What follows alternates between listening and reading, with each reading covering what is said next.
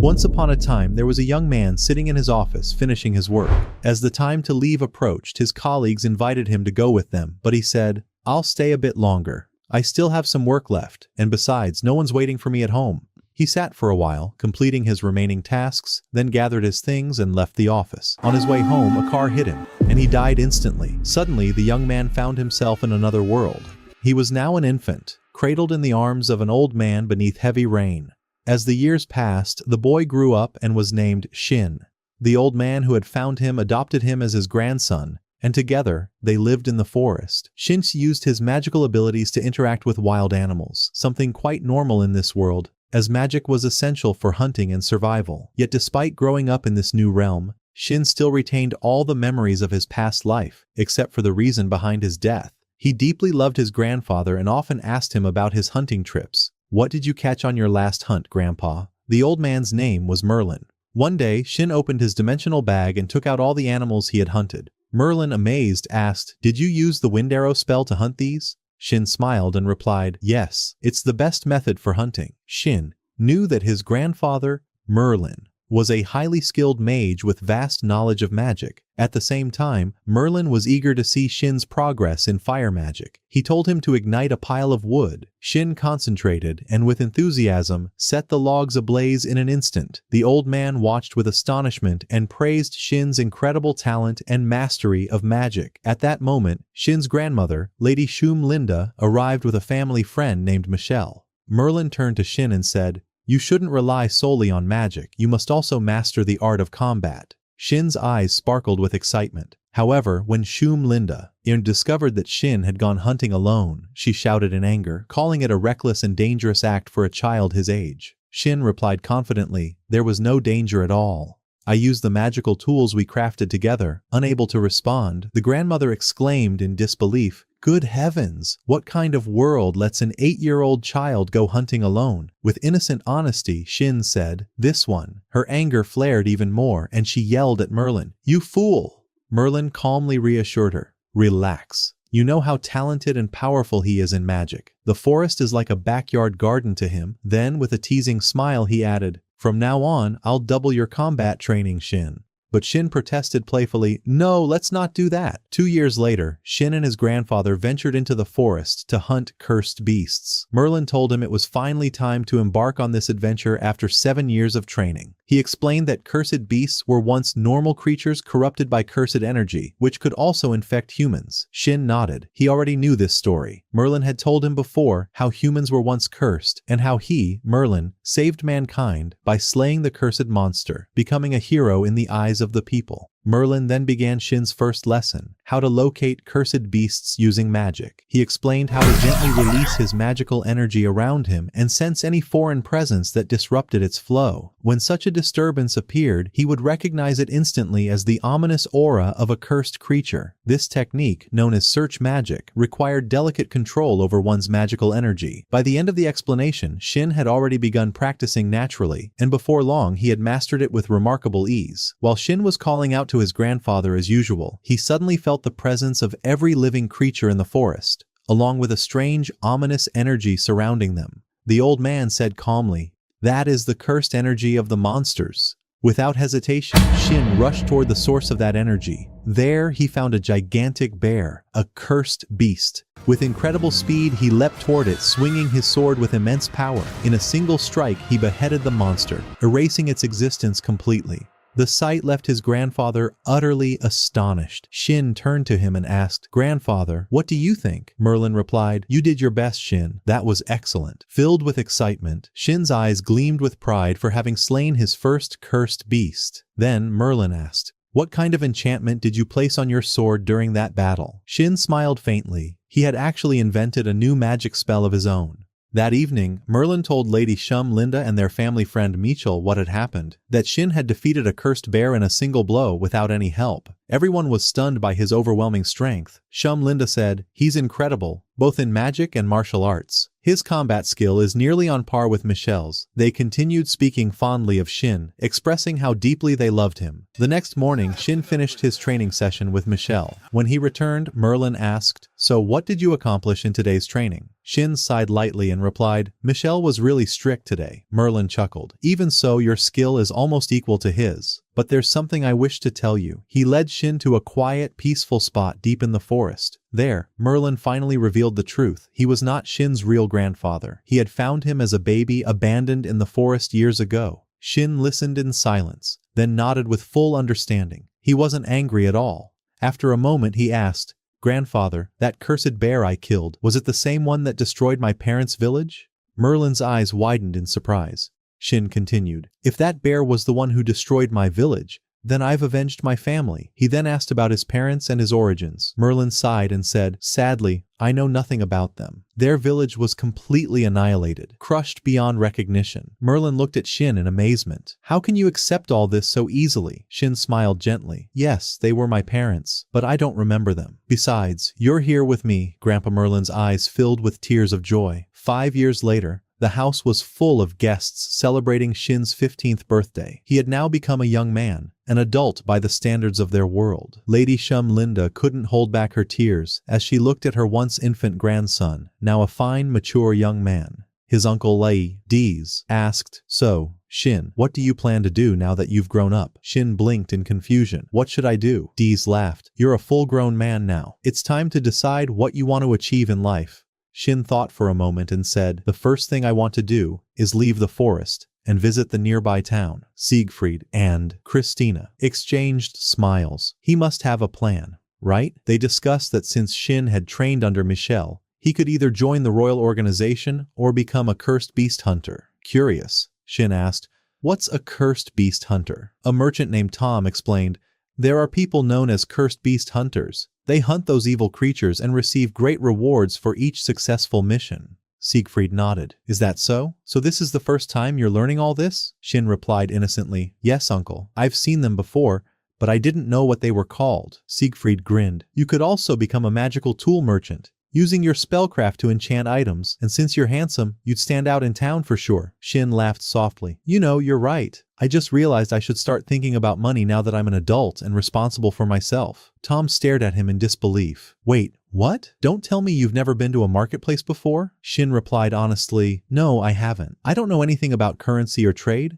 Everyone was stunned. Lady Linda turned to Merlin and said sharply, "Is it true you never taught him these things?" Merlin smiled sheepishly. "I suppose I might have forgotten." The grandmother's eyes flared with anger as she shouted at him again, just like always. After that, Shin led everyone deep into the forest to a distant training ground, where he intended to demonstrate his magical abilities. He opened a magic gate and instantly transported them to the location, using the concept of instant teleportation that he had invented himself. Everyone was utterly amazed by Shin's spell, realizing that such magic could easily cause political conflict between nations. Then, Shin showcased his offensive magic, the same one he had once used before his grandfather. With a single devastating strike, he obliterated the entire area, leaving nothing but scorched earth behind. Shocked by the destruction, Lady Linda scolded both Merlin and Shin for such reckless behavior. After returning home, they all discussed Shin's overwhelming power and talent, and how his abilities could one day trigger disputes between powerful kingdoms. The family then debated the best path for Shin's future. Uncle Dees suggested that he should enroll in the Royal Magic Academy of their kingdom. Shin looked puzzled and asked, "Your kingdom? What do you mean? Aren't you just Uncle Dees?" Dees smiled gently and said, "My name is Dees, and I am the king of this nation." Both Chris and Sieg confirmed it, explaining that they were the royal court mages serving His Majesty, forming part of the royal guard, while Michelle was a retired commander of the knights. Shin was speechless, stunned to realize that all his relatives were highly influential figures within the kingdom. After some discussion, everyone agreed that Shin should join the academy. He then left the forest and traveled to the royal city. Upon arrival, the gate guard requested identification papers, and upon examining them, was stunned to see that everyone present were legendary heroes and the descendants of the king himself. Word quickly spread through the city, and soon the citizens gathered joyfully to welcome Merlin and Linda. They all returned to their grand mansion in the capital. a magnificent palace filled with servants who greeted them respectfully and introduced themselves one by one. Shin was both amazed and delighted, feeling as though he had entered a completely new world. Eager to explore, Shin wandered through the town, bought some apples and ate as he walked. Along the way, he encountered a group of cursed beast hunters harassing two girls his age. Shin immediately stepped in and defended them with ease, driving the men away. Grateful, the two girls thanked him warmly, and Shin invited them to a cafe on the main street. There, they introduced themselves. The first girl was named Maria, and the second was Cecily. Maria, still frustrated, said, "If only we were better at using magic, we could have beaten those jerks ourselves." Shin tilted his head and asked, "Are you students at a magic school?" Maria replied, "We're applicants for the Magic Academy. We passed the entrance test and will be attending next month." Shin smiled. "I'm also taking the Academy's entrance exam." Maria's eyes widened in surprise. "With all your combat skill, you still want to become a mage?" Cecily added, "We thought you were training to be a knight." Maria continued, "The hero and the heroine arrived in town a few days ago with their grandson. You're lucky. You'll be attending the same academy as him this year." Shin froze for a moment, realizing they were talking about him. Unsure what to say, he simply smiled awkwardly and laughed, choosing not to reveal the truth. After chatting for a while, he bid the girls farewell and left. The day of the entrance examination finally came. Shin stood before the list of names, searching for his assigned location, when an arrogant boy approached him and sneered, "Get out of my way, trash!" Shin ignored him at first, lost in thought, until the boy rudely placed a hand on his shoulder. In an instant, Shin grabbed his arm and threw him to the ground effortlessly. Furious, the boy shouted, "How dare you?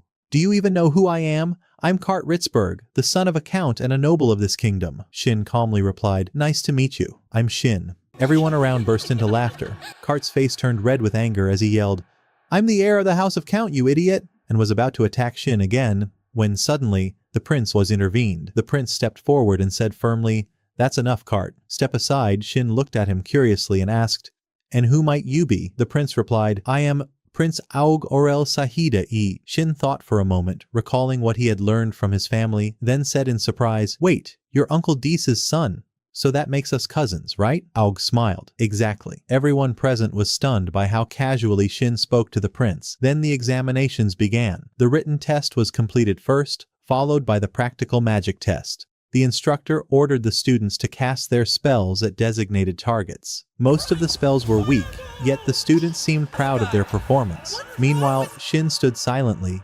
astonished by how feeble their magic truly was. Then came Shin's turn. The instructor told him that the king had requested he control his power as much as possible. Shin grew tense and asked, "Did Uncle Diz tell you everything about me?" Then he nodded and replied respectfully, "Understood." He cast his spell, unleashing a blaze of blue fire that obliterated the target and the wall behind it. The instructor was stunned, and the students were left speechless at the sheer force of Shin's magic. That evening, the instructors gathered to discuss the exam results, all agreeing that Shin's power was extraordinary. He had achieved the highest score in this year's entrance examinations. Later, the students went to collect their uniforms and magical equipment. The supervisor informed Shin that, as the top student, he would be giving a speech to the new class. Shin panicked and asked, "How can I do that when Prince Aug is here?" He tried to avoid it, but eventually agreed. At that moment, Cecily and Maria noticed a respectful yet friendly interaction between Aug and Shin, leaving them astonished about Shin's true identity. Meanwhile, Kurt fumed with resentment, furious that Shin had ranked first. Later that night, Shin took out his school uniform and began modifying the magic woven into it. Using a more advanced set of enchantments, he erased the original spells and replaced them with his own. When the enchantments glowed perfectly, he smiled with satisfaction. Suddenly, his grandmother entered the room, shocked at the magical disturbance. When she saw what Shin had done to his uniform, she was furious. The next morning, Shin's grandfather and grandmother accompanied him to the academy for the entrance ceremony. His grandmother warned him not to tell anyone about the modifications he made to his uniform, and he obediently replied, "Yes, ma'am." Soon after, the heroes and the heroine of the kingdom arrived at the school, welcomed with great excitement. Then Prince Augarel Strom approached Shin, smiling. "Why are you so nervous? Don't worry about the speech. You'll be addressing the whole academy, including my father, the king, and the noble families. Nothing to be nervous about." Aug continued laughing at Shin's anxious expression, prompting Shin to mutter, "You're only teasing me because I got the highest score, aren't you?" Moments later, Cecily and Maria entered the hall as Shin's name was called. The instructor announced his full name, and both girls froze in awe, realizing that Shin was the grandson of the heroes. Filled with pride, they smiled as Shin stepped onto the stage and began his speech before the entire academy. Watching from the crowd, Kurt nearly exploded with anger and jealousy. The following morning, a new teacher entered the classroom and introduced himself, saying he had once been the head of the magic department and would now be in charge of their class. After the lesson, Maria whispered to Shin that Cecily wanted to tell him something important. Cecily explained that Kurt had been harassing her, using his father's influence, and she didn't know how to stop him. Just then, Kurt stormed in and shouted at Cecily for standing with Shin. Shin calmly stepped forward, but Cecily snapped back at Kurt, shouting for him to leave her alone once and for all. Shin's anger flared, and he was about to strike Kurt when Prince Og intervened, pulling Kurt away and warning him that he would report everything to his father, the king. Kurt, red with rage, left in humiliation as usual. Cecily thanked Prince Og sincerely, and from that day, the three became friends. Shin then told them they needed to be cautious from now on and invited them to his home. Cecily and Maria were overjoyed. Visiting the home of the legendary heroes was a dream come true. Prince Og decided to accompany them as well, mentioning that his father, the king, would also be there. At that moment, the prince's escorts, Thor and Julius, appeared and informed him they would join too. Together, they all set out for Shin's home. When Shin finally returned home, his grandfather and grandmother asked him why he was so late. Shin introduced his school friends and told them everything that had happened.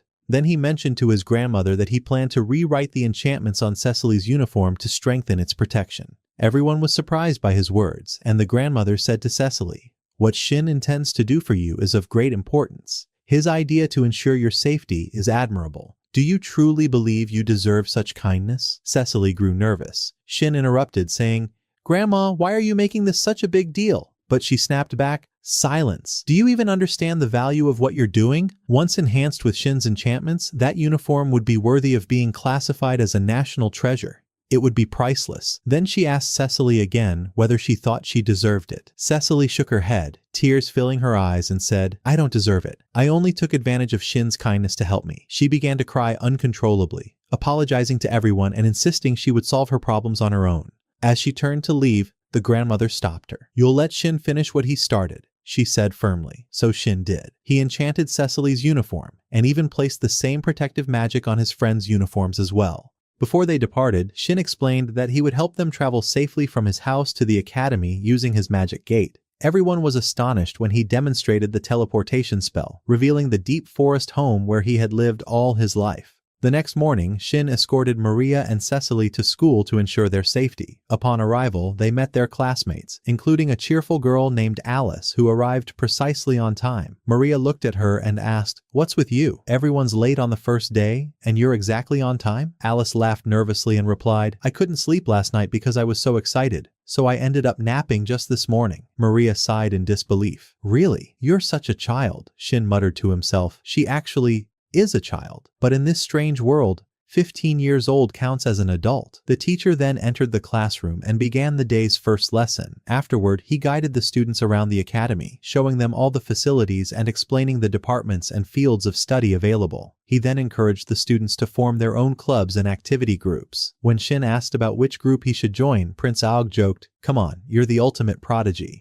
No existing group could possibly match your level. Why don't you just start your own?" Shin frowned at the teasing, but the other students loved the idea. They quickly gathered around him, proposing names for the group until they settled on the Absolute Magic Group. Meanwhile, in the royal capital, the king and his council were deeply concerned about the increasing number of cursed beasts appearing across the lands. They suspected that someone was deliberately summoning them. To uncover the truth before the situation worsened, the king formed a special team of demon hunters to investigate the phenomenon. That same night, Count Ritzberg, the father of Kart, was furious about his son's behavior at school. He summoned Kart for discipline, but Kart, arrogant as ever, defied him. Enraged, the Count ordered the royal guards to lock his son in his room as punishment. The next morning, word spread throughout the academy that Kart had been grounded by his father and would not be allowed to leave the house for a while. Later that day, Thor spoke up, mentioning that he had known Kart before they entered the academy, and that Kart used to be completely different. "He changed," Thor said, "after he started attending the lessons of a man named Storm." Shin was puzzled. "Storm?" he asked. Thor nodded. "Yes, Storm was our instructor in the 3rd year of middle school. He was exiled from the Empire and began teaching magic to weak students on his own. He often invited them to his laboratory, though there was something very strange about him. No one ever felt comfortable going there. He wore a black patch covering both eyes, yet somehow he moved like he could still see. Maybe he used a kind of magic that let him sense heat or energy instead. At the same time, Master Storm went to visit Cart at his home.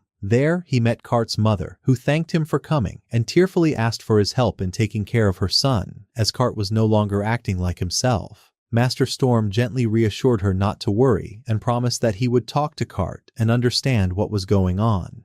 She thanked him once more, and Storm proceeded to Cart's room, only to find the boy punished and restrained. It was then revealed that Storm himself was the reason behind Cart's transformation into an evil person. He began to ignite Cart's anger, feeding his rage little by little until Cart finally lost control. In an outburst of cursed energy, Cart transformed into a cursed beast. With a cold smile, the evil teacher left the house. Meanwhile, the students were sitting in the academy cafe during their break, eating and chatting. Uji asked Shinra's about Cecily, wondering why Cart hadn't been around lately. Shin explained that Cart was being punished and that Cecily was his friend. There was no special reason for him to walk her home every day. They simply shared the same path. Cecily confirmed what Shin said, and the group continued their lively conversation about magic and magical abilities. Shin then brought up the subject of cursed beasts and their mysterious energy. He told them that he had once hunted one, a massive bear. Everyone was shocked as usual, and their surprise grew even more when they learned that Shin had been only 8 years old at the time. After the break, the friends returned to class for the next lesson. Suddenly, Shin sensed a surge of cursed energy and saw Cart approaching. Filled with uncontrollable rage, Cart unleashed a furious fire spell, attacking the students violently, but Shin reacted instantly, blocking the attack with his own magic. He then shouted for his friends to use the power within the chanted uniforms to protect the others from harm. At that moment, Cart's fury reached its peak. The cursed energy around him exploded, spreading through the entire area in overwhelming waves. Realizing there was no other choice, Shin stepped forward to face him directly. He ordered his friends to run and save themselves. At first, they refused to leave, but Shin finally convinced them and charged toward Cart with his sword drawn. By then, Cart had fully transformed into a terrifying cursed beast. The battle that followed was fierce and devastating. Shin soon realized that there was no hope left to save Cart. His humanity was gone. With a heavy heart, Shin decided to end it once and for all. In a single, powerful strike of his sword, he beheaded Cart, ending the fight in one blow. Grief filled Shin's heart. After all, Cart had once been human. Killing him was painful, but there was no other way. Soon after, Shin's friends rushed back to check on him. They were stunned by what they saw. Shin had defeated a cursed human with just one attack. Nervously, Shin asked them, "Did you see the battle?" They nodded in silence, answering, "Yes." At that very moment, the evil teacher Storm was watching from the academy rooftop. A wicked grin spread across his face as he expressed satisfaction with the results, calling the Cart experiment a success. Yet deep inside, he was astonished by Shin's power. Standing in the middle of the academy grounds, Shin looked unsettled. Prince Uj approached him jokingly and said, "What's wrong? Are you upset because everyone's calling you a hero now?" Shin sighed and replied, "Yes, that's true. But there's something else bothering me. The ease with which a human can turn into a cursed being." Uj nodded thoughtfully. "You're right. Come to think of it, how did that even happen in the first place?" Thor explained, "A person can turn into a cursed human when struck by powerful cursed magic. Cart's natural magic was weak, so it's nearly impossible that he transformed on his own." Shin's eyes narrowed. "Then someone must have caused it." His friends looked at him in shock. "You mean someone turned him into a cursed being?" Shin replied firmly, "My grandfather once told me that cursed beasts lose all sense of awareness. They can't speak or think. They only scream. But when Cart transformed, he could still talk, even though he was weak. That means Cart wasn't a natural case. He was part of a human experiment." After the school day ended, Shin and his friends returned to his home, where the king was already present. The king said, "You arrived just in time." At that moment, one of the royal guards greeted Shin and thanked him for his bravery in defeating the cursed human who had posed a grave threat to the kingdom. He then informed Shin that he would be personally awarded the first Medal of Merit by the king himself. Shin was shocked, while his friends rejoiced at the news. However, his grandfather and grandmother grew tense and said to the king, "This was not part of the agreement. Did you not promise that you wouldn't involve Shin in political affairs? What is the meaning of this?" The king replied calmly, "When the first cursed human appeared, your efforts saved the kingdom from great peril. Now, another one has emerged, and Shin was the one who defeated him. The entire nation has already learned of his heroism. Thus, it is only fitting that he be rewarded for his deeds. The grandparents, though uneasy, accepted the king's reasoning. The grandmother sighed and said to Shin, "You troublesome boy, you're always getting yourself into something. I don't know what to do with you anymore." Shin smiled and replied, "Wait. This time I didn't do anything wrong." The next morning, the news spread throughout the kingdom and everyone became enamored with the hero Shin. Even in the academy, all the students wanted to join Shin's group. The teacher was overwhelmed. If he accepted them all, no other groups would remain. Then an idea struck him. He said to the class, "Only those capable of using dimensional storage space may join Shin's group." The students were stunned, realizing how high that requirement was. Meanwhile, in the royal palace, the king convened a meeting with his council, explaining the growing danger of humans transforming into cursed beasts. He made it clear that the recent surge of monsters was no coincidence, and that someone was orchestrating it. The king ordered 2 of his most trusted aides to investigate and resolve the issue swiftly. Later, the scene shifted to the academy's main hall, where 2 new students joined Shin and his companions. Shin asked, "Did Teacher Alfred grant you permission to join us?" The boy introduced himself as Mark, whose family owned the most renowned blacksmith shop in town. The girl beside him was Olivia, Mark's neighbor and childhood friend, whose family ran Brick Oven, one of the most famous restaurants in the kingdom. Shin then asked Mark about sword forging, and together they discussed creating a new blade for Shin with the specifications he desired. Meanwhile, royal investigators visited Kart's back home to examine the incident before moving on to question Teacher Storm. One of the questions they asked was about his missing eye. Storm explained that he was born into a noble family in the empire but lost in a power struggle for leadership. He was exiled from his house and lost his eye when a family member attempted to assassinate him. During the conversation, Storm expressed deep sorrow for what had happened to Kart, which raised the investigators' suspicions. They then asked for his cooperation, and he agreed to accompany them. At the same time, Shin seemed distracted while talking with his friends. Cecily noticed and asked, "Shin, why do you look so lost in thought?" He replied, "I'm thinking about improving my sword." Mark then asked, "What kind of sword are you aiming for?" Shin said, "I want its blade to be sharp, durable, and resistant to breaking, but that's a problem I still need to solve." At that moment, Tony had a sudden idea. "What if you make the sword's blades replaceable?" Shin and Mark were both surprised by the suggestion. Mark exclaimed, "That's brilliant! Shin, come with me to my workshop. I want to test it right away." The group decided to finish their school day, then head to Mark's workshop and afterward to Olivia's family restaurant. Meanwhile, the investigators arrived at the royal security headquarters with Teacher Storm. Storm felt an unsettling sensation and asked, "Why are the bodies of the cursed creatures being examined here, of all places?" The investigator replied, "Because of special circumstances." However, when they reached the courtyard, Storm suddenly realized he had been trapped. The entire visit had been a setup to arrest him. The investigator explained, "The king deliberately concealed Kart's name, so no one would connect the incident. But since you, the teacher, knew the truth, you are the cause of all this. You are under arrest." When the teacher realized he had been exposed, he burst into hysterical laughter and said, "I never imagined things would turn out this way. It was all just an experiment I conducted myself." The investigator's face turned red with anger. "You experimented on a human being?" he shouted. At that moment, the investigator ordered the knights to arrest the teacher, but the man was far too powerful. A fierce battle broke out between them, and suddenly, a massive explosion shook the headquarters of the security forces. Shin and his companions turned their gaze toward the blast, only to see the teacher annihilating the knights one after another.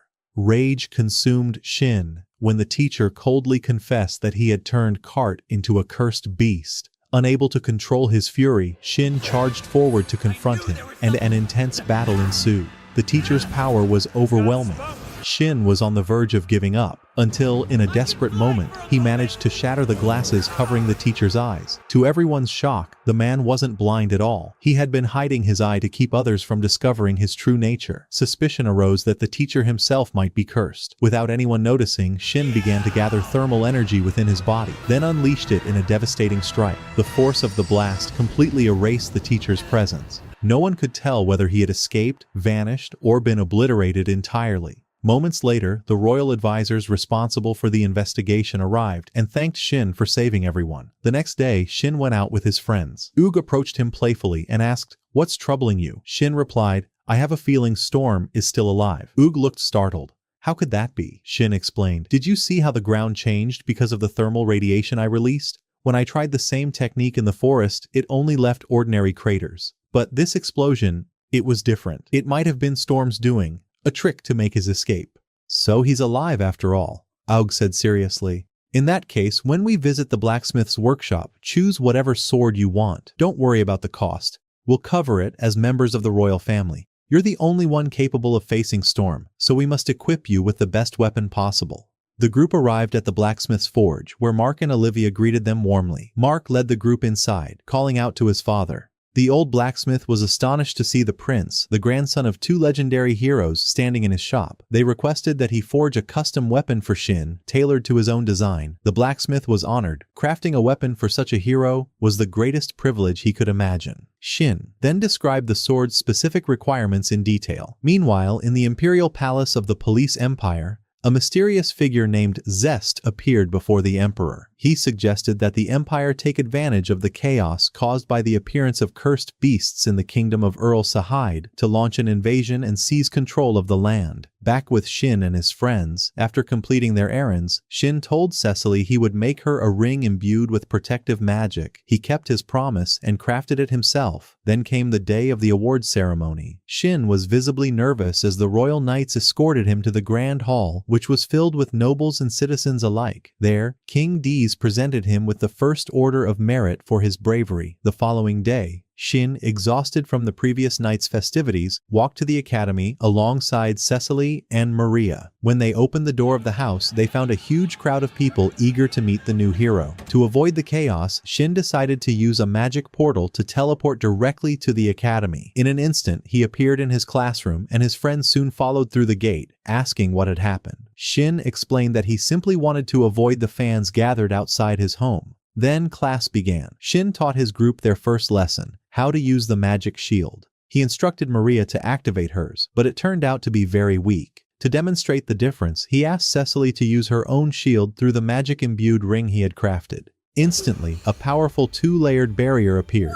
Far stronger than anything his friends had ever seen, they soon realized that the shield's strength depended entirely on how much magical energy each person could control. After that, Shin tells them he will show them the magical power he has mastered so they can understand what he means. He then unleashes his magic with an overwhelming and terrifying pressure so intense that most of his friends collapse to the ground under its force. He tells them that if they cannot properly control their magical power, they will never be able to advance their levels in magic. He adds that from now on, their training will focus entirely on controlling magical energy. The scene then shifts to Master Storm, who is injured, while his assistant speaks to him about the state of the Imperial Army. It is revealed that Zest is the man working under Storm's command and is acting on his orders. Meanwhile, Shin returns home through the portal with Cecily, Maria, and the rest of his classmates. His friends are completely stunned when they find themselves standing before his grandfather and grandmother, the two legendary heroes. Shin explains to them that he has started guiding his classmates in their training. The grandfather then speaks to Shin and his friends about magic, saying that everything is possible through understanding, the very principle Shin himself follows in his magic. The next morning, Shin is at school when one of his friends arrives looking exhausted from her intense efforts to master magic. He advises her to rest because overexertion could be dangerous, but she replies that he need not worry since her father is a royal court magician and they have a specialized room at home for magical training. Later, the friends head to Mark's father's workshop where they discover that he has completed Shin's weapon. Shin is impressed by both the quality and the speed of the work. He tests the new weapon with great excitement, clearly delighted with the result. Then they go upstairs into the house where Maria greets them saying, "You finally made it?" Shin replies,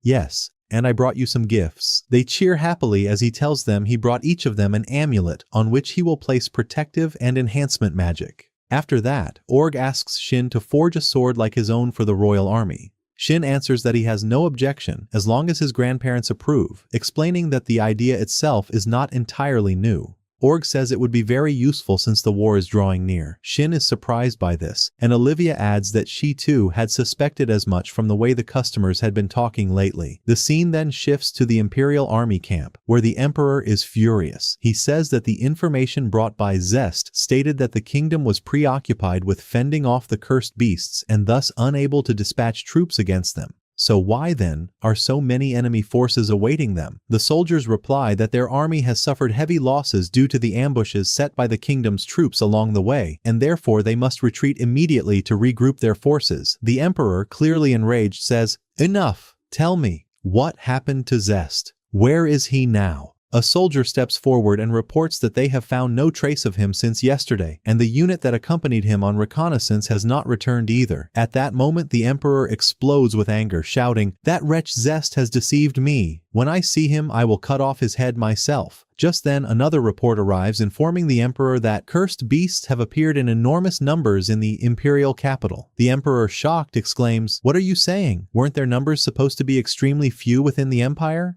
The soldiers insist that they must return to the capital immediately to confront and drive out the monsters. The emperor then orders all troops to march back at once to face this new threat. The scene shifts again, this time to the Arshide Kingdom's military camp, where the commander and his advisor discuss the imperial army's retreat after suffering massive losses. They agree that they must pursue and deliver a decisive blow. However, a sudden urgent report arrives, stating that the kingdom's vanguard forces have come under a fierce attack by cursed beasts, leaving both commanders utterly stunned. The events then shift to the Empire, where chaos and destruction reign everywhere. Monsters lurk in every corner, slaughtering innocents and leaving devastation throughout the capital. All of it orchestrated by Storm and his assistant, Miria. Storm turns to Miria and asks what she thinks of all this. She answers that, for the first time, she feels an overwhelming surge of power, an exhilarating sensation born from her immense strength. Meanwhile, Storm awaits the return of Zest and the arrival of the Imperial forces to confront the monsters, saying,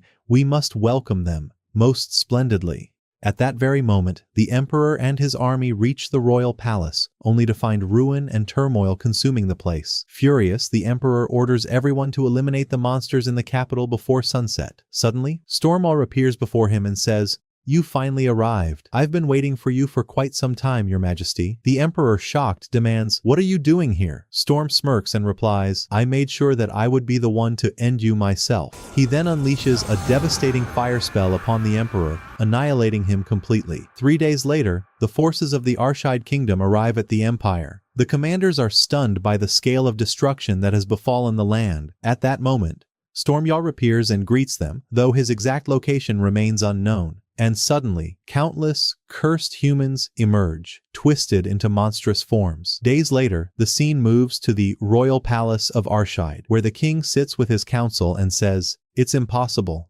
Storm can't still be alive." The commander who led the battle responds that they had no choice but to retreat. They barely escaped with their lives. The king nods and says, "Indeed, it was a wise decision. You are not to blame." He then consults his advisors on what steps should be taken next. Meanwhile, Professor Alfred informs the Academy students that Storm is still alive and remains within the Empire. Therefore, all forces, both soldiers and Academy students, will undergo advancement in rank, and joint training between mages and knights will begin immediately. Soon after, the group of friends begins to show signs of frustration. Shin notices this and asks what's wrong. They tell him that the night school students always act superior, calling them sprouts, while the magic school students mock the knights as nothing but muscleheads. The tension between the two groups has left everyone irritated, feeling the divide between strength and weakness. Maria then says, "But you're strong, Shin. You can use both magic and martial arts." Shin hesitates, unsure how to respond. After a moment, Cecily asks, "By the way, who taught you martial arts, Shin?" He replies that Michelle was the one who trained him, and that the training was extremely harsh. The entire class is stunned. Shin looks around in confusion and says, "Did I say something strange?" Tony exclaims, "Wait, did you say Michelle? You mean Michelle Calling, right?" Shin nods. "Yes, what about him? Explain." Julius responds,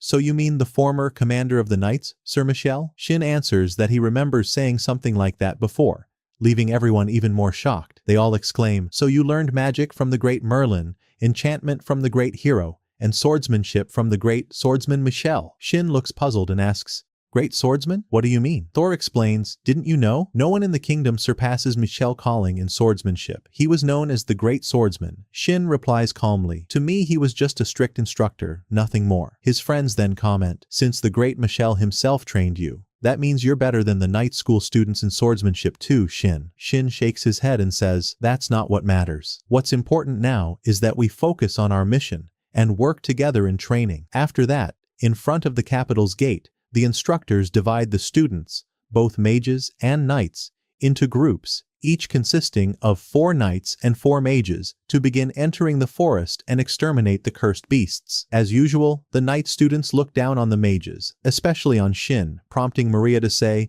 "Didn't I tell you? They're nothing but fools." The team then enters the forest. Shin's group is composed of 8 members: Shin, Org, Maria, Cecily, and 4 knights. The knights introduce themselves to the mages: Chris, the leader and top-ranked knight, Miranda, who holds second place, and Nobin, and Kent. Before the training begins, Shin asks, "Have any of you ever killed a cursed beast before?" Miranda, irritated, snaps, "Are you bragging because you've killed one before?" Shin calmly replies, "Not at all, but since we'll be facing cursed beasts later, we must learn to work as one." Miranda challenges him, "And if we don't?" Shin answers coldly, "You'll die." Everyone is stunned and terrified by his tone. Miranda boldly responds, "The night school alone is capable of handling monsters. You're useless, just a hindrance." The knights continue boasting arrogantly as usual, too foolish to understand. Then, Organ steps in, telling Shin not to kill any monsters during the training. The knights will be the ones to display their skills. The knights stiffen nervously and respond,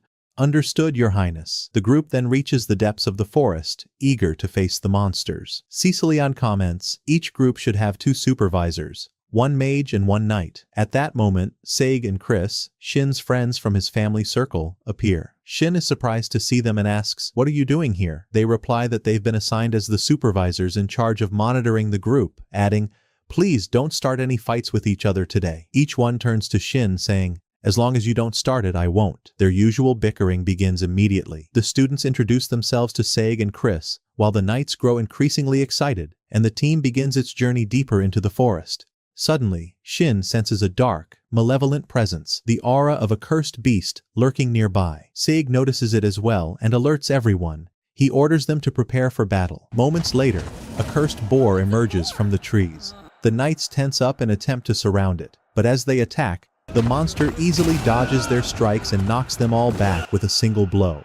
Just as it's about to kill them, Shin swiftly draws his sword and, in a flash, charges forward, delivering a single, decisive strike that decapitates the beast instantly. The knights are left speechless, stunned by Shin's overwhelming power and his ability to defeat the monster in one blow. Chris then turns to the knights and says sternly, "That beast was a weak, mid-level type. Look at how you behaved earlier. You always think you're the best just because you're from the night school, but in truth, you're useless and far too weak. You should have been cooperating with your team and learning to fight together properly." Cecily then uses healing magic to treat everyone's injuries, and the group continues their training. Suddenly, another cursed beast appears. Shin channels his magic and warns Seg, "There are a lot of them." Seg replies, "I know." Moments later, another group of students rushes in, shouting to Seg and his team, "Run! There are too many, more than 100 cursed beasts heading this way." Shin turned to Sieg and said, "I'll take care of all these monsters myself." Sieg nodded confidently. "All right, I'm counting on you." Cecily's face tensed with worry. "That's impossible. Shin, you can't fight all those cursed beasts alone. It's far too dangerous." But Sieg and Chris both replied calmly, "This is child's play for Shin." At that moment, Shin gathered all his fury into a blazing surge of magic. In one devastating strike, he unleashed a fiery explosion upon the horde charging toward them, annihilating every monster in sight. The blast was so powerful that it wiped out a large portion of the forest. The knight stood frozen, speechless at his overwhelming might. Moments later, the knights rashly attacked Shin out of pride, but he swiftly conjured his magical barrier, blocking every strike and overpowering them in an instant. Cecily healed them afterward, and the group resumed their training, continuing to hunt the remaining cursed beasts. Suddenly, a massive bear-like monster emerged from the shadows. Maria and Cecily launched simultaneous fire spells, followed by an assault from the knights. Shin shielded everyone using his barrier magic, allowing the group to defeat the creature. When the battle was over, Cecily healed the knights and the rest of the team, marking the end of their training. As time passed, Sieg and Chris felt genuinely proud. The knights and mages had finally learned to work together and fight as one. Sieg asked Shin, "Why are they so skilled? These mages, they're on par with the royal court magicians." Shin replied, "We formed a new study group at the academy, and those 3 are members of my class." Sieg raised an eyebrow. "So, you've been training them specially?" Shin smiled faintly, "Not exactly. I just taught them the way my grandfather trained me. Sieg looked surprised. Really? Shin nodded. Maybe, but what truly matters is that I taught them how to visualize their magic as they cast it. Sieg chuckled. I see. That's the real secret. In short, they're learning magic the same way you do. He then asked, can I see how your group practices? Shin nodded. Of course, I don't mind at all. As usual, Oog appeared, interrupting with his typical curiosity. Hold on, Shin. Remember, your ideas will eventually fall under royal supervision. The king promised to make sure nothing happens without consent. After training ended, everyone gathered to share their experiences with Shin. Then Uge made an announcement. Every member of the Ultimate Magic Group, except Shin, would be placed under national supervision after graduation, potentially forming a special unit under his direct command. The friends were thrilled, realizing they had become one of the most important combat units in the kingdom. They eagerly asked Shin to teach them even more advanced magic, and he gladly agreed. A few days later, Shin took his team to a vast open field for more training. Their power was truly astonishing.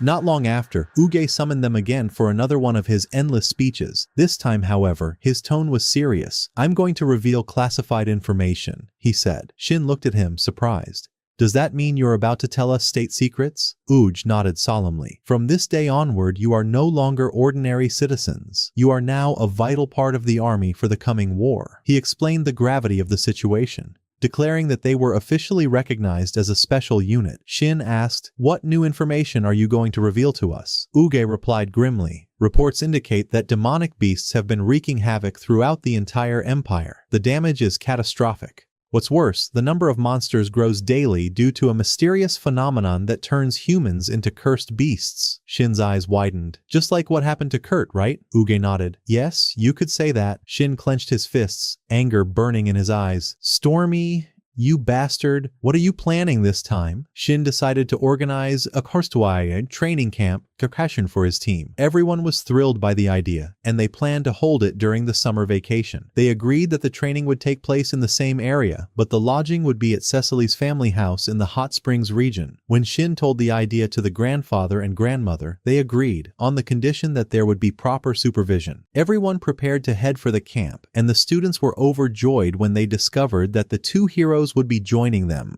On the way, the team encountered a group of monsters, and they decided to confront them.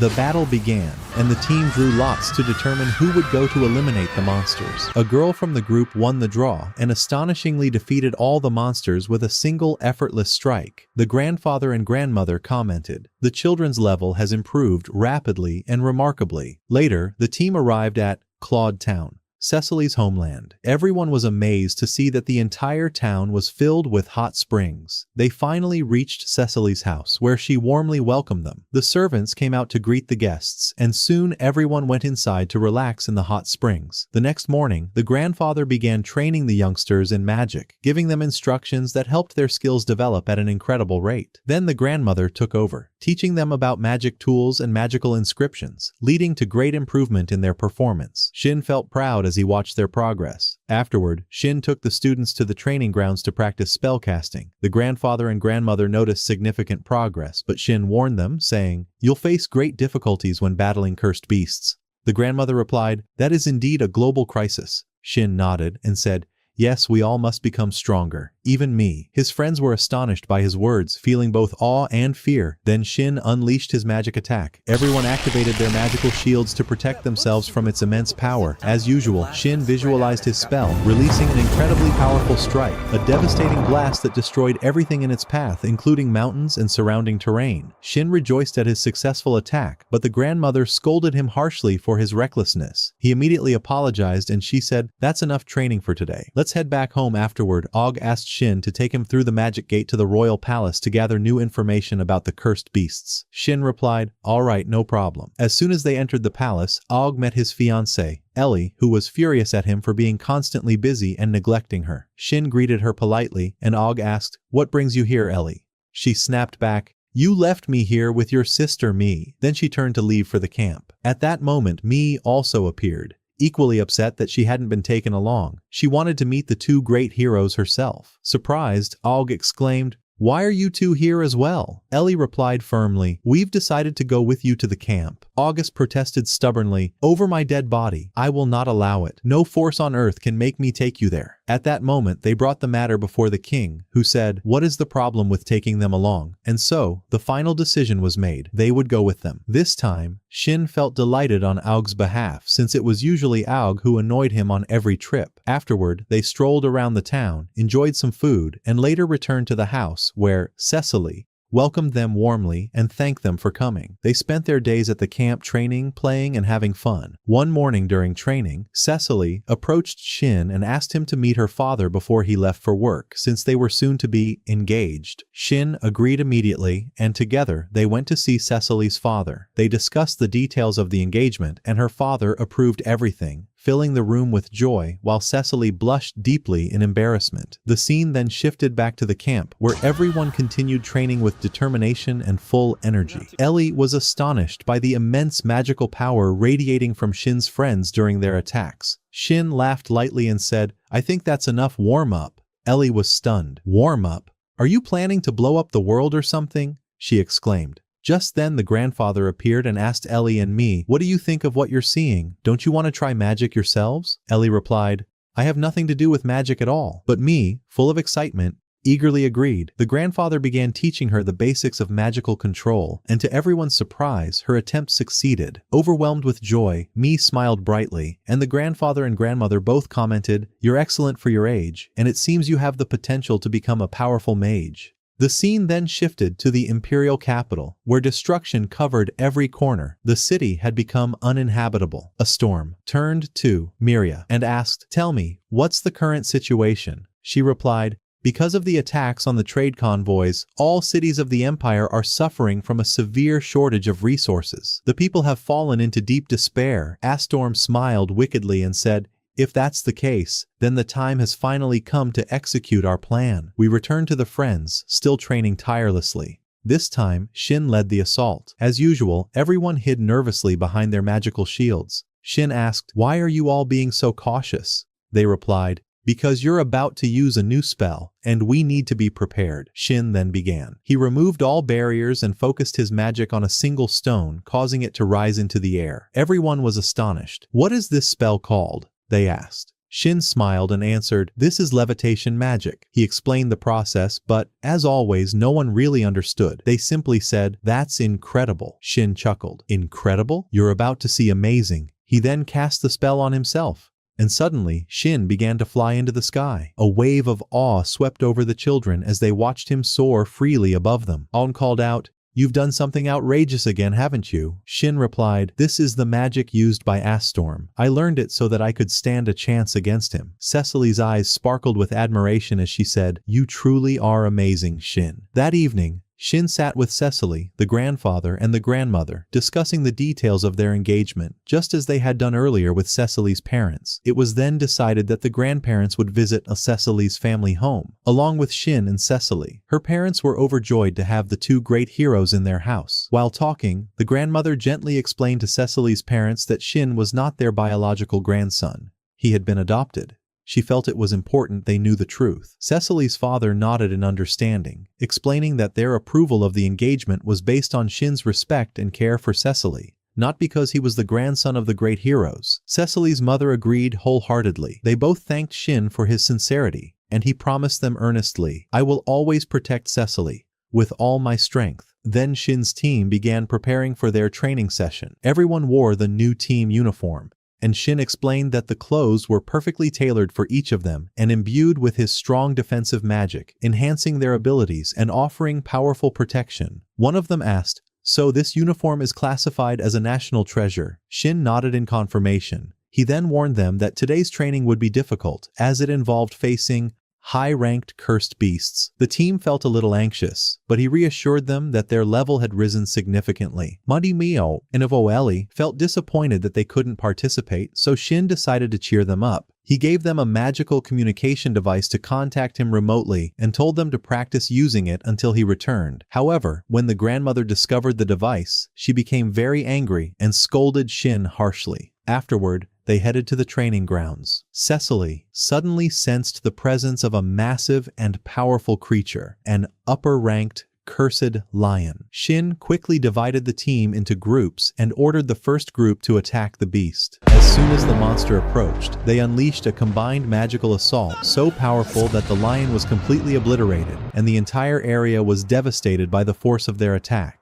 The team was astonished by how easily they had defeated such a high-level creature. Motivated by excitement, each member began facing other beasts individually and successfully annihilated every monster they encountered. The atmosphere was charged with enthusiasm, and Shin felt proud and genuinely happy with their progress. Later, August Brewer approached Shin and said, "My friend, I'm really looking forward to your engagement ceremony." Days passed, and the long-awaited day finally arrived. Shin put on his formal suit, while Cecily wore her elegant dress.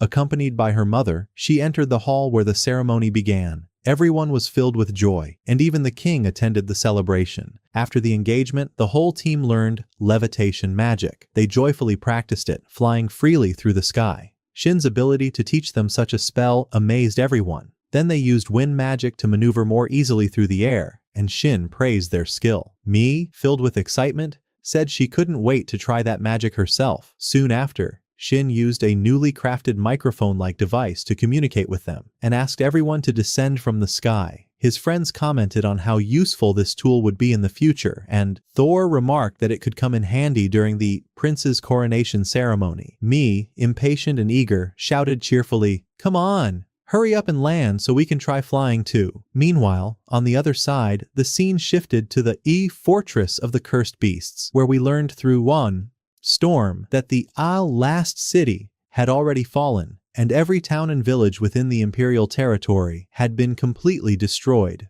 Storm's assistant reported that the demon squad led by Zest had been attacking trade convoys and cutting off all food supplies. She quietly reflected to herself that although Storm's hatred toward the imperial nobles ran deep, his violent methods had caused countless casualties, and she wondered silently what drove him to go so far. Later, they entered the Shu throne room, where Storms addressed his followers saying, "Thanks to your efforts, I have brought the empire to the brink of ruin. This is a great opportunity for us." His subordinates cheered loudly, expressing their loyalty and admiration. Storm then asked, "And what comes next?" He answered himself with a cold smile, "My first goal was to destroy the empire, but now there is nothing more I can do." His followers were shocked. "We must continue and seize the surrounding lands," they urged. Storm replied, "Why must we bother with such tedious work?" They protested, "With our vast numbers, we could establish our own kingdom of the cursed beasts." Storm looked at them indifferently and said, "You are free to pursue your ambitions, but you have no right to impose your will on me." At that moment, one of the followers declared,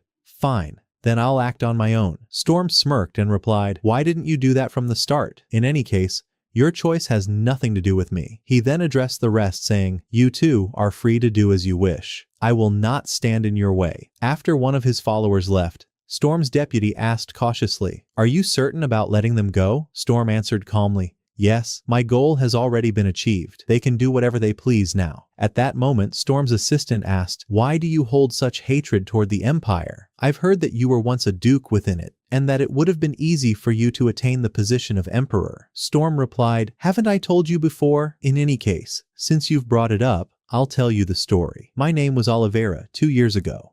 I was standing in a vast field of crops, deeply devoted to the smallest agricultural details, and I had played a great role in developing the Empire's farming systems." He continued, "One day, a colleague asked me, 'Why do you treat the common people so kindly?' I told him that my principle since childhood had been that nobles should hold the greater share of power within the empire. But when I traveled in my youth to a foreign land far different from our empire, I was shocked. That country had no system of slavery. The commoners there lived stable, dignified lives, unlike those in our empire. It was then that I realized this was the right path for the empire's future." Elsewhere, we see him in his mansion's library, reading some books. His pregnant wife, Arya, entered and asked him to take a break. She added, "It's wonderful that you care so much about the people, but you should also focus on your own health." Storm smiled and said, No, Arya, you should be the one taking care of your health because what's inside your belly is our greatest treasure. Then, in another location, we see a man named Vaughn addressing a group of people gathered around him. One of them demanded that Oliveira be summoned to the imperial capital, claiming that he had become a nuisance. The others agreed,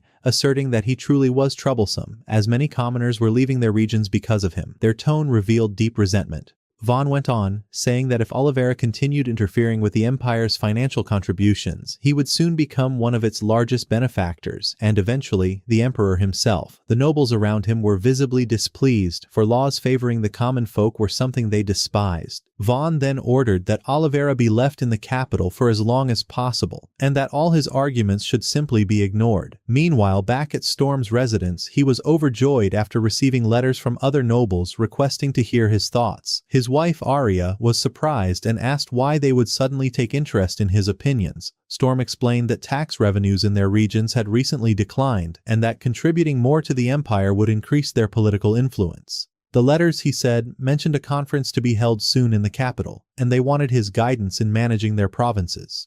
Arya asked whether he was sure about their intentions, adding that some nobles might be plotting something against him, believing he held significant sway over imperial affairs. Storm reassured her, saying, "Don't worry, you know I'm very powerful in magic. No one can touch me. When I was young, I spent a long time hunting cursed beasts. Nothing of that sort could ever trouble me, nor could they harm me easily." His wife chuckled and teased him. "A long time? You mean that 1-month hunting trip?" He smirked, told her to stop teasing, and they both laughed together. When he left for a business trip later, Arya watched him from the window, silently praying for his safety. In a nearby village, word spread of a missing person, the third such case recently. The victims were always women and children, and the problem wasn't isolated. Similar disappearances were happening across nearby regions. Around that time, a military police unit arrived from the capital to discuss the recent kidnappings with the villagers. The townsfolk were shocked to hear that the abductions were real. The officer hushed them and revealed that their information suggested the kidnapped were being sold as slaves. He asked the villagers if they had heard anything related to such trafficking. Then, the truth came to light. It was all part of Vaughn's coding plot to frame Oliveira. His first step was to kidnap women and children from several villages, creating suspicion around Oliveira. Then he sent fake soldiers disguised as imperial officers to accuse Oliveira of being behind the abductions. Naturally, Oliveira was away at the time, unable to defend himself. The people argued among themselves, uncertain of what to believe.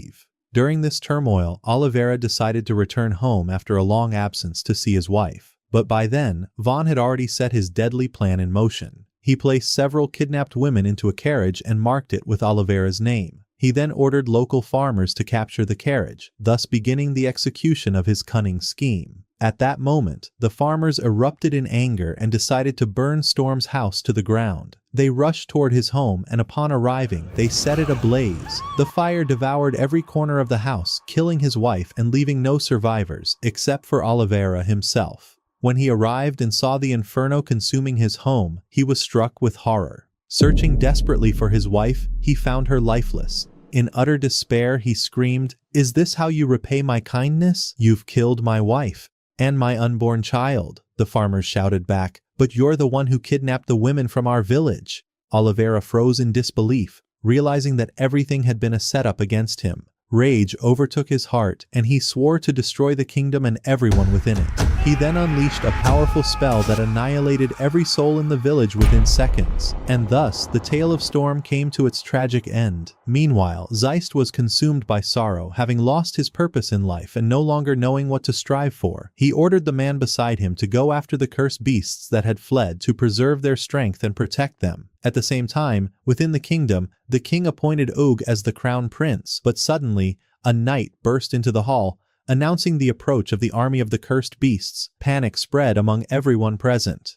Everyone except Og, who raised his voice and reassured them that he could handle the situation. He reminded them that there were elite teams trained specifically to fight these monsters, all under the supervision of Shin, the grandson of the two legendary heroes. Then Shin stepped forward and addressed the crowd. "Do not fear. Nothing will harm you while we stand guard." The audience erupted in applause and cheers, comforted by the presence of powerful sorcerers who could protect them. Shin then decided to name his team the Ultimate Mage Squad, and with a spirited gesture, he cast his levitation magic, lifting everyone into the air. The sight astonished the people and strengthened their belief that they were safe under the protection of these skilled mages. At that same time, the army of the cursed beasts was drawing near the castle. The townsfolk and guards could already sense the overwhelming danger. The commander ordered his troops to take positions and prepare for defense. He instructed one soldier to send an urgent distress message to the kingdom of Arl's Hide, knowing that reinforcements would take time to arrive. He urged everyone to defend the walls with all their might and not to allow a single creature to breach the city or harm the civilians, using every magical tool available to fortify the barriers. While Shin was soaring through the skies with his comrades, he spoke to Oog, who seemed a bit irritated for not having prepared a name for the squad himself. Nevertheless, Shin's unique name quickly spread throughout the kingdom. As they approached the border, they realized that the distance they covered in mere hours would have taken 3 full days by carriage. Everyone was amazed by their speed. At that moment, Marie felt nervous about facing the cursed beasts, but Shin comforted her, saying, "Do not worry. You are now far stronger than any of those monsters." Shin then turned to Cecily and said, "I want you to heal the wounded," before ordering the rest of his comrades to stand ready to repel the cursed beasts with all their strength, prepared to meet the coming battle with courage and determination. Meanwhile, in the kingdom of Swide, a terrified woman ran desperately through the streets, clutching her young daughter as a pack of cursed beasts pursued them. She tried to flee with every ounce of her strength, but the monsters closed in, attacking with savage ferocity. Surrounded and overwhelmed, she fell to her knees, trembling as the child cried in terror. The woman pleaded with the beasts to spare them, but her cries fell on deaf ears, for they were intent on killing her. Just then, Shin burst onto the scene with one of his companions. With a single strike, Shin blasted one of the monsters backward nearly 4 meters. The enraged beast snarled, "Do you think a mere human can harm us, the cursed ones?" It then unleashed its magic in a violent counterattack, but upon seeing Shin gather his immense power, the creature faltered in fear. In an instant, Shin ended the battle with one decisive blow, annihilating the monster completely. He smirked and muttered, "So, tell me, how does defeat taste at the hands of a mere human like me?" Shin then turned to the woman and her daughter, asking if they were hurt or in need of help. Once they confirmed they were safe, he told them that they could leave now without fear, explaining that they were a support unit sent from the kingdom of Arl's Hide, and that no one would stop them. After they departed, Shin looked around at the devastation that had befallen the city, his heart tightening in anger at the destruction before his eyes. At that moment, Prince Oog ascended to a high vantage point and addressed the citizens of the kingdom of Suid in a voice overflowing with reassurance. "Greater than I am, Prince Oog, Crown Prince of the Hue Kingdom of Arl's Hide. We have gained enough strength to protect you until reinforcements arrive, so do not fear, be at ease. We shall repel the accursed ones and liberate your city from these monsters." He then turned toward the cursed beasts and threatened them, saying that they had made a grave mistake for facing them, because among their ranks stood a heroic mage named Shin. The crowd's hope was rekindled as they listened to the prince's speech with renewed joy and confidence. Meanwhile, King Suid watched from afar as Aug delivered his address. After that, Shin began assigning tasks to his companions. He entrusted Cecily with tending to the wounded citizens, and she vowed, "Do not worry, I'll save as many lives as I possibly can," urging him in turn to take care of himself as well. At that moment, a cursed monster was observing Shin closely, wondering about the true extent of his power. 2 of Shin's comrades then stepped forward to face another monster, which sneered arrogantly, "I never thought I'd have to fight mere children." Enraged, one of the young girls almost charged at him, ready to slap the creature across the face, but her friend, Lin, stopped her just in time. The girl steadied herself, deciding to fight carefully instead. Moments later, she was shocked when Lin told her she had already combined sand and water magic to annihilate the monster in mere seconds. Just then, they heard the screams of a knight under attack. The 2 girls rushed toward the scene and managed to save the knight, slaying the monster that had been torturing him. At that same time, a group of demons was advancing toward the hospital where Cecily was treating the injured, intending to massacre everyone inside. But Shin had anticipated this and had already instructed 2 of his comrades to guard the hospital with all their might. They succeeded in eliminating the demons effortlessly. Meanwhile, Shin himself was dominating the battlefield. None of the cursed beasts could withstand his overwhelming power. The monster who had been watching him was left in utter shock, unable to comprehend how any human could wield such immense magical energy. Meanwhile, Oog and Maria confronted another cursed monster attempting to extract information from it, but their efforts failed. Maria launched a swift attack, but it was ineffective. When the monster countered, her enchanted armor shielded her, allowing her to strike again, yet the monster managed to evade. At that moment, Oog approached Maria and suggested they attack together. They unleashed a relentless, coordinated assault, shattering the monster's magic barrier and cracking its body until it could no longer resist. From afar, King Suid felt a measure of relief upon seeing the battle nearing its end in favor of the heroes. "It seems the fight is almost over. We've won," he murmured to himself. Observing from a distance, Zest witnessed Shin's incredible power and decided to withdraw all cursed monsters. However, Mira refused to retreat and chose instead to face Shin directly. The portal before her vanished instantly as she shouted defiantly, "Let's see what you humans are capable of." The scene then shifted to Cecily, who was still treating the wounded citizens. Despite their great number, she managed to tend to them all. Suddenly, a strange woman arrived, begging her to save her husband, who was gravely injured. Without hesitation, Cecily rushed to help him, determined not to abandon anyone in need. At that moment, Shim marveled at Mira's immense magical strength, while one of the knights pointed out that her power was on an entirely different level from anyone else on the battlefield. Just then, the two young girls intervened, deflecting an attack aimed at Cecily, and ordered the surrounding soldiers to retreat immediately, warning them of the dire consequences if they didn't. A fierce battle then broke out, with waves of powerful magic launched on both sides. Alice nearly demolished an entire building with her spell, but before she could finish her attack, Mira struck her from behind. Alice managed to heal herself quickly, but Mira seized control of her and used her as a shield to block Lin's assault, before sneering and saying, "Greater than your fighting style is utterly pathetic." At that moment, the cursed monster who had been observing Shin noticed the arrival of reinforcements. He wondered if Zest was leading these troops and realized that the balance of the battle had shifted in favor of the heroes. He immediately ordered all the cursed creatures to retreat, which angered some of them. One of the beasts demanded to know the reason for the withdrawal, but before he could finish speaking, Shin struck him down with a deadly blow. The remaining monsters attempted to flee, yet Shin gave them no chance to escape, annihilating a large number of them. Only a few managed to get away, but even they knew Shin would pursue them deep into the city. Determined, Shin turned his focus toward the source of the new assault. At that same time, Mira was still restrained by force, while two of her comrades who had been watching from afar tried to intervene and assist her, but before they could act, Mira overpowered them with ease and was moments away from finishing them off, until Shin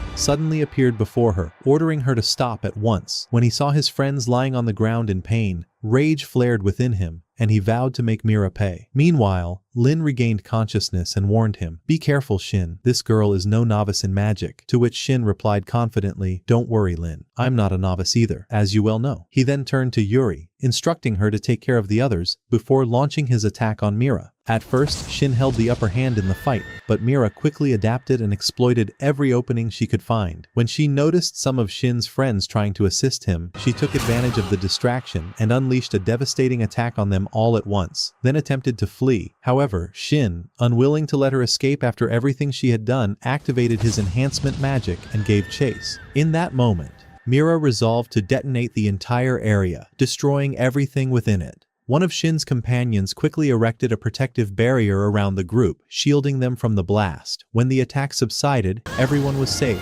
while Mira, battered but alive, managed to escape. After the battle ended, the group gathered to discuss Mira's power. They speculated that she might once have been a hunter or a former soldier, and questioned her true purpose for launching such an attack. Prince Oog then cautioned everyone not to put themselves at unnecessary risk. The scene then shifted to the cursed beasts. Among them was the young creature who had been observing Shin earlier, seething with anger over the immense strength displayed by Shin and his allies, and stunned by the enormous losses they had suffered in the battle. At the same time, Storm was watching everything from above, having witnessed the entire series of events unfold from the beginning. Meanwhile, Shin and Aug made their way to the site of the wounded, where they found Cecily desperately trying to heal the husband of the woman from earlier. The man was on the brink of death, and despite all her efforts, she couldn't save him. Tears streamed down her face as she said sorrowfully, "I'm sorry, there's nothing more I can do." At that moment, Shin stepped forward and said gently, "Let me handle this, Cecily. Perhaps I can help." He began treating the man and was surprised to find that he was still alive, thanks to the healing magic.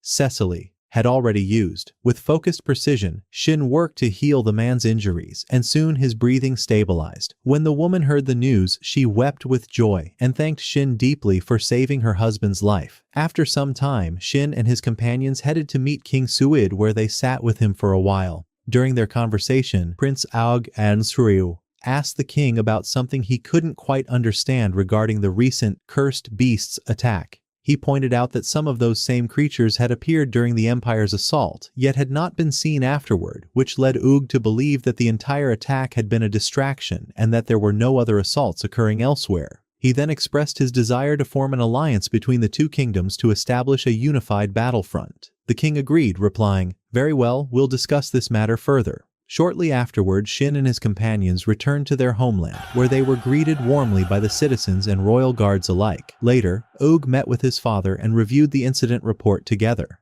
As they sat in the royal chamber, the king recalled that King Suid had already proposed such an alliance. Ao then requested permission to personally handle the diplomatic negotiations with other nations, saying, "I am both a prince and a member of the Magicians' Guild. It will be easy for me to sit at the negotiation table." His father accepted the proposal without hesitation. Meanwhile, Shin spoke with his grandfather and grandmother, who encouraged him to accompany them and explore the world at his own pace. At that moment, the story shifted to the O Kingdom of Beasts, where Storms addressed Zestor and the rest of his subordinates, saying, "Did I not warn you before? I told you to leave Shin alone." They bowed and apologized for their actions, but Storm simply smiled and said, "Why apologize? I wanted you to do exactly that from the beginning." Afterward, we witnessed the king bidding farewell to his son Aug, and Shin saying goodbye to his grandparents. Once the goodbyes were complete, Aug turned to Shin and said, "It's time." Without hesitation, Shin invoked flight magic, lifting them both into the sky in an instant. And thus, our story with our hero Shin comes to an end. I hope you enjoyed it. Don't forget to hit the like button, subscribe to the channel, and activate the notification bell to stay updated with all the upcoming legendary videos. I wish you all a life filled with happiness. Farewell, legends.